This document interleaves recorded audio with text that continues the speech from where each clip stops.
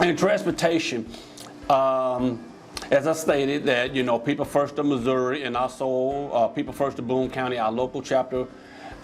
transportation is a very, very big issue throughout the country, throughout Missouri,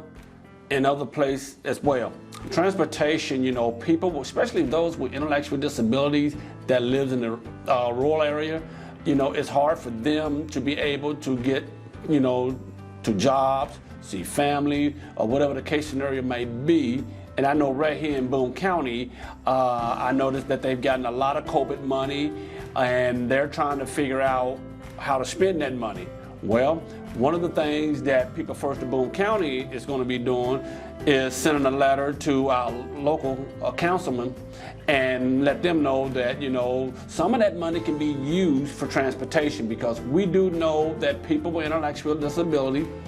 and other people with non-disabilities have jobs that are farther out, that, you know, that's the only transportation that they have. So that's why bringing these issues up, to talk about transportation, because we know there's a lot of money out there, and we do know that in, you know, in Congress they just passed in the House about the infrastructure, you know, because there's a, I believe it was like 3-some trillion or whatever that they're trying to get passed in the Senate. But if that does get passed in the Senate, we're hoping that, you know, most of that money goes to transportation, because we know it's a need. You know, we definitely know it's a need, and we're hoping that, you know, it happens so we can get great affordable transportation for those that need it to get to work, you know, school, whatever the case scenario may be. We're hoping that, you know, transportation is one of the big priorities,